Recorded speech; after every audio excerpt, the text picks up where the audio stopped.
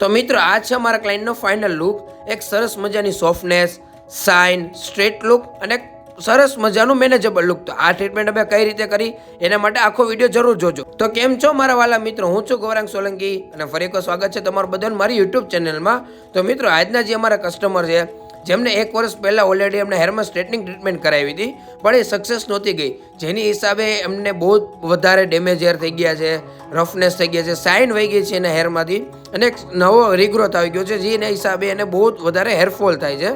એટલે અમે અમારા ક્લાયન્ટને સજેશન આપી દીધું છે કેરાસ્મૂથ ટ્રીટમેન્ટનું. અને હા મિત્રો, આ ટ્રીટમેન્ટ એવી છે જેમાં તમને એક સરસ મજાનો સ્ટ્રેટ લુક બી મળે છે, નવી સોફ્ટનેસ મળે છે, શાઇન મળે છે અને એક સરસ મજાનો મેનેજેબલ લુક પણ મળે છે. તો સૌથી પહેલાં અમે અહીંયા શરૂઆત કરશું હેર વોશથી.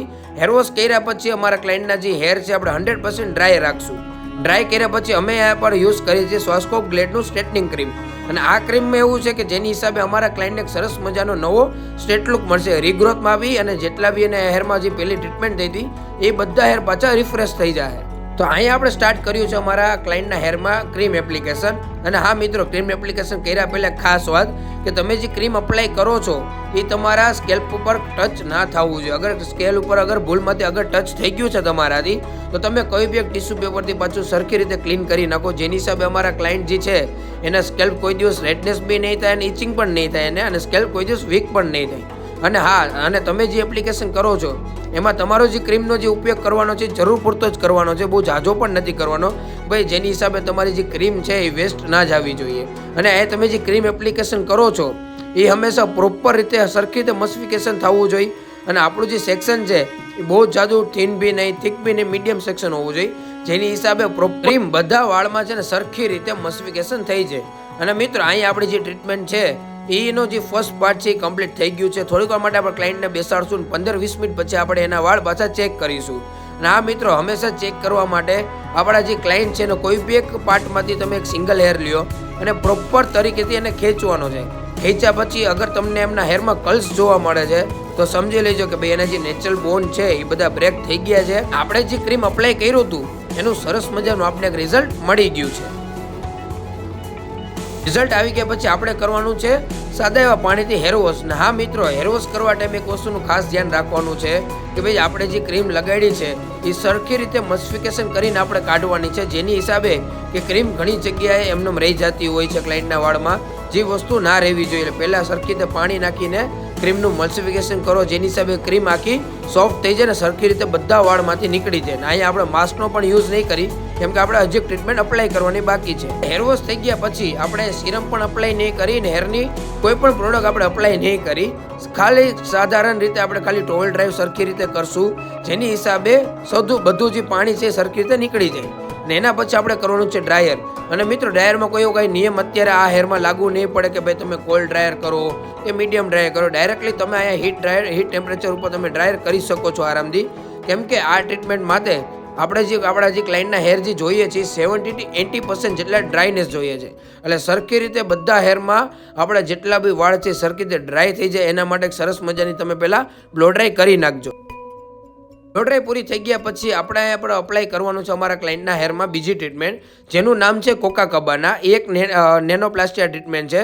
અને આ ટ્રીટમેન્ટ આપણા ક્લાયન્ટના વાળમાં શું કામ કરશે મિત્રો, તો ભાઈ આ ટ્રીટમેન્ટ જે છે એ આપણા ક્લાયન્ટના હેરને એક નવો લુક આપશે, નવી શાઇન આપશે, સોફ્ટનેસ આપશે અને સરસ મજાનું વોલ્યુમ ક્રિએટ કરશે આપણા ક્લાયન્ટના હેરમાં. અને આ જે નેનોપ્લાસ્ટિયા ટ્રીટમેન્ટ છે જેની હિસાબે આપણા ક્લાયન્ટના જેટલા બી ડેમેજર હતા એ સરખી રીતે બધા કવર અપ થઈ જાય. અને હા મિત્રો, અહીંયા પણ આપણે સેમ વસ્તુનું ધ્યાન રાખવાનું છે કે જે આપણી ક્રીમ છે એ ક્લાયન્ટના સ્કેલ ઉપર ટચ ન થવી જોઈએ. થાય તો ટિશ્યુ પેપરથી સરખી રીતે પછી ક્લીન કરી નાખો અને section by section, step by step હરેક સેક્શનમાં આપણે ક્રીમનું અપ્લાય કરવાનું છે.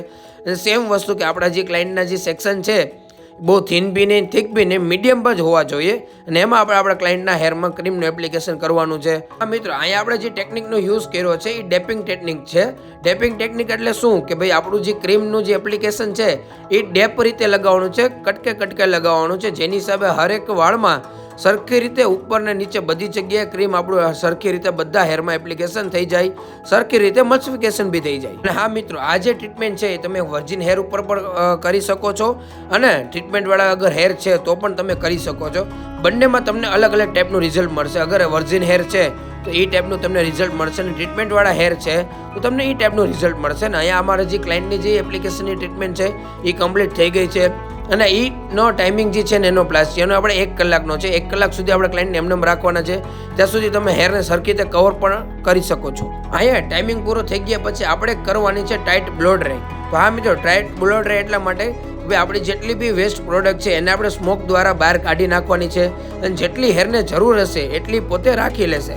એટલા માટે આપણે સરસ મજાનું એકદમ ટાઈટ બ્લો ડ્રાય કરવાની છે, જેમાં સ્મોક દ્વારા હરેક આપણે જે વેસ્ટ પ્રોડક્ટ છે એ આસાનીથી બહાર નીકળી જશે. અને આગળ આપણે જે આયન કરવાનું છે એમાં પણ તમને એક સરસ મજાની હેલ્પ પણ મળી જાય. અને હા મિત્રો, જે કોકાકબાના જે ટ્રીટમેન્ટ છે નેનોપ્લાસ્ટિયાની, જેની હિસાબે જેટલો બી સ્મોક થાય છે એમાં તમને આઈસ બર્નિંગ બી નહીં થાય, ક્લાયન્ટને પણ નહીં થાય. ને હા, ટ્રીટમેન્ટ જરા પણ હાર્મફુલ નથી, જેની હિસાબે તમે હરેક ક્લાયન્ટમાં આ ટ્રીટમેન્ટ કરી શકો છો આરામથી. બ્લો ડ્રાય ખતમ થઈ ગયા બાદ આપણે આપણા ક્લાયન્ટના હેરમાં કરવાનું છે આયન. અને હા મિત્રો, આયન કરવા ટાઈમે એક વસ્તુનું ધ્યાન રાખવાનું છે કે આપણા જે ક્લાયન્ટના હેર જે રીતના ડેમેજ છે એના ટેમ્પરેચર મુજબ આપણે આપણા આયનનું ટેમ્પરેચર સેટ કરવાનું છે. અને આયનમાં જે તમે જે સ્ટોક લ્યો છો ઓછામાં ઓછા 12 થી 15 હોવા જોઈએ, જેની હિસાબે તમારી જે પ્રોડક્ટ છે સરખી રીતે પ્રેનિટેટ બી થઈ જાય અને એક સરસ મજાનો લુક પણ તમને ક્રિએટ થઈ જાય. અને હા, આપણે જ્યાં જે સેક્શન યુઝ કરીએ છીએ એ મિત્રો છે એકદમ થીન સેક્શન, એટલા માટે કે હરેક પાર્ટમાં પ્રોપર તરીકેથી આપણે આયન પણ થઈ જાય, નવો લુક પણ મળે. ને હા, અને અમારા ક્લાયન્ટને સ્ટ્રેટ લુક પણ જોઈએ છે, એની હિસાબે આપણે સ્ટોક પણ વધારે લેવાના છે. અને આપણે જે પ્રોડક્ટ લગાવી છે એ સરખી રીતે પ્રેનિટેડ આપણા ક્લાયન્ટના હેરમાં થઈ જાય, એના માટે આપણે એકદમ થીન સેક્શન લેશું. તો મિત્રો, આ છે આપણા ક્લાયન્ટનો બિફોર લુક. તમે જોઈ શકો છો કેટલા ડ્રાય દેખાય છે, ડેમેજ દેખાય છે, કલર પણ એકદમ પેચી થઈ ગયો છે અને હેરફોલ પણ એટલો થાય છે અને સાથે ડેન્ડ્રફ પણ એટલો બધો હતો. એની હિસાબે આપણે આપણા ક્લાયન્ટમાં કેરાસ્ટિન ટ્રીટમેન્ટ સજેસ્ટ કરી હતી. અને હા મિત્રો, આ છે એમનો ફાઇનલ લુક. તો તમને એમનો ફાઇનલ લુક કેવો લાગ્યો મને કોમેન્ટ બોક્સમાં કોમેન્ટ કરવાનું ભૂલતા નહીં મિત્રો. અને તમે જોઈ શકો છો સરસ મજાની શાઇન, સોફ્ટનેસ અને એક વોલ્યુમ સરસ મજાનું નવું ક્રિએટ થઈ ગયું છે. અને હા, અમારા ક્લાયન્ટને જે સ્ટ્રેટ લુકની રિક્વાયરમેન્ટ હતી એ પણ આપણે સરસ મજાને પૂરી કરી દીધી છે. આ છે મિત્રો અમારા ક્લાયન્ટનો ફ્રન્ટ લુક. તો તમને આમનો લુક કેવો લાગ્યો મિત્રો કોમેન્ટ કરવાનું ભૂલતા નહીં. અને હા, આવા વિડીયો જોવા માટે અમારા ચેનલને સબસ્ક્રાઇબ કરવાનું પણ ભૂલતા નહીં.